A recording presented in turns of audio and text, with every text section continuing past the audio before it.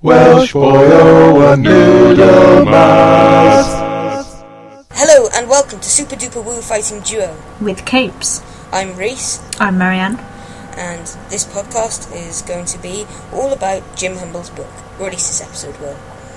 In future episodes we aim to ramble on about quacky, wooey things. General ridicule, bit of comedy, but there'll be some serious stuff as well. Yes. One person we aim to ridicule is philosopher, for example. Yes, I'd really like to see why he spelled it that way. Yeah, why not spell it philosopher or something like that? Why choose to spell it philosopher when that's so easily exploitable? It's asking for trouble. Indeed it is. Anyway, I think we should get on with reading the editor's note from Jim Humble's book, The Miracle Mineral Solution for the 21st Century. Let's. Editor's note, dated October 2009. First published in 2006, this book ranks among the most read books in the world. Over 3 million downloads have gone out from thousands of websites. Over 4,000 website owners are, in inverted commas, friends of MMS. And they provide free copies to anyone who asks for it. The original copyright statement remains unchanged. As of June 2009, Jim Humble became a perpetual traveller, and his work continues in Africa and other countries as described in his updated website, jimhumblefoundation.org. The links within the original book version gradually became obsolete or broken. Therefore, a table has been placed at the end of the book, which lists internet resources, recent educational materials that have been written mostly by Jim since June 2009. They are updated frequently and are listed at the end of this book. The worldwide flu pandemic, announced by the World Health Organization, has caused numerous health websites in the US to be brought offline. This is based on US Congress openly supporting arrests and fines against persons and organizations that promote alternative remedies for flu and influenza, other than those approved by the World Health Organization. Vaccinations and Tamiflu, or other approved antibiotics, are said to be the only legitimate means of reducing flu symptoms. At the time of writing, most websites located in non-US countries still provide MMS information, as listed at the end of Volume 1. Viewed as a classic work, this book stands as the authentic history of how chlorine dioxide came to the front as the most potent and powerful germicidal agent on the planet. Jim explains how activated MMS cannot harm normal living body cells. His contribution was that he found the best way to package MMS as a safe, affordable product, and to test it for 5 years to prove reliable outcomes. His discovery is now used daily by more than 1 million people around the world, not including dogs, cats, horses and other animals. All this since 2006 when MMS was introduced along with this book. MMS supplies are no longer listed or identified because search engines provide that information quite effectively. Disinformation on the internet states that MMS and ClO2 that it generates is the same as chlorine and therefore it is dangerous. That is not true. Chlorine dioxide has been well known in industry for 70 years. Chlorine dioxide is even an approved food additive at food packaging time because it destroys salmonella, E. coli and every other known germ, eventually converting into molecules of water as it disappears. MMS was developed and tested by Jim between 2001 and 2006, involving over 75,000 volunteers in 5 different countries. This is the story of those years and the events that led to standardisation of the current MMS product. New protocols and methods for using MMS have evolved in the years since the release of this book. The latest discoveries and innovations are described in the links at the end of the book. Disregard links within the book, they are now obsolete. The editor, October 2009. A very interesting start. Indeed. So, this book apparently ranks among the most read books in the world. Big claim. I'm not sure where they got the data on that. It is a big claim, and indeed, living up to his surname, it's apparently viewed as a classic work. I think I disagree with that. I think I would as well. Maybe classic as in classically hilarious? Yes, I was going to say it is a bit of a classic. Yeah. One thing that stood out to me is the Tamiflu and other approved antibiotics. Yes.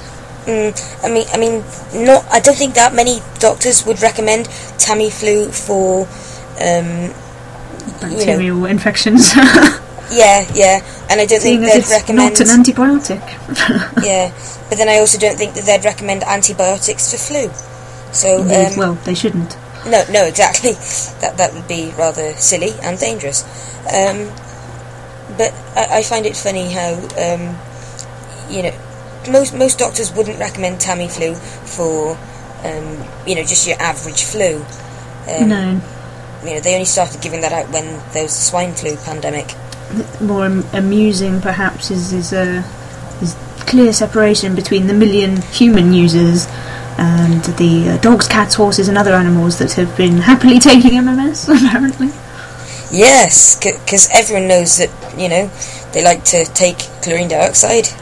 Wasn't there someone who was giving it to their cat recently, but the cat unfortunately died? Yes. I seem to remember hearing about that. Yes, that was on Facebook on the MMS Jim Humble UK group, which is now shut down. It is fantastic.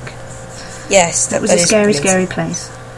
Yes, and there were some indeed scary people on that.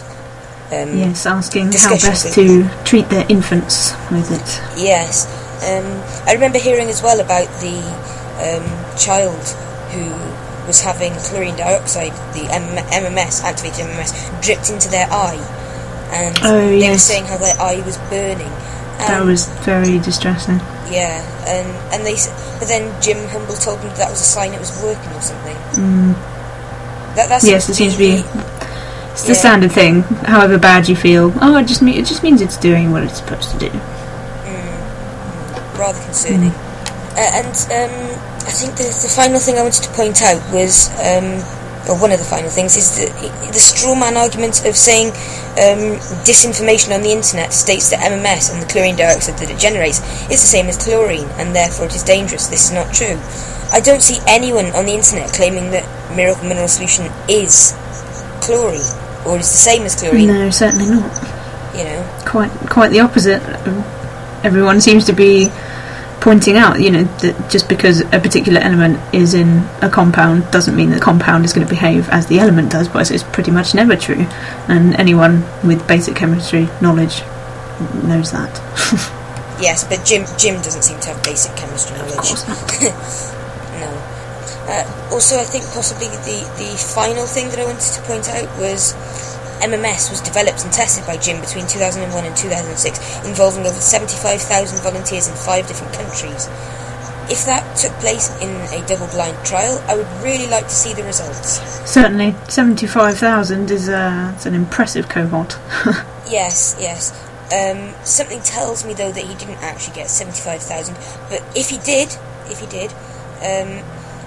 didn't do it in the setting of a clinical trial, well, I'm sorry, they're just 75,000 anecdotes, and no matter how, positive they are, they're all useless medically. Indeed, it seems he's very fond of his round numbers, generally to the 5,000s. It's a bit suspicious. Yes, and he is very fond of anecdotes as well. Of course. I mean, one that we'll be coming on to later in the book is what was it? That's right. Someone had given MMS to their young daughter, or their at around the time of puberty daughter, and they gave them the MMS, and the next that they reported that their daughter had grown breasts because of MMS. Yes, it's a revolutionary discovery. Yeah, and I think it was all within the process of about a week. So, yes. We'll certainly come back to that one. Yes, that we shall. Okay, so next week we'd like to do a bit more of a fuller episode, so we'll go into Jim Humble's first chapter in his book, and also in later episodes we'll be having some guest reports from people, and also we'd like to look at some interesting leaflets from various cam type shops that are irritating, let's say. Yes, I'll just give you a little spoiler. One of them is going to be on cosmetic acupuncture. And I have here something that was really annoying me at home from a new complementary health therapy shop with a qualified homeopath in residence. Damn those homeopaths. Holistic therapist, as her calling card says. I think you know that when you see the word holistic, you're talking about a camster. Okay, well, thank you for joining us on this week's Super-Duper Woo-Fighting Duo. With capes. You can find me on Twitter at Rhys Morgan. And you can find me at Noodlemaz. You can email us at superwooduo@gmail.com.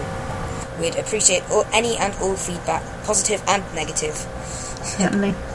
Even if you're like a homeopath, or even Jim Humble. If you are Jim Humble, please get back to us and we will read your comments and feedback. Okay, and I think that's a good place to end. Thank you and goodbye.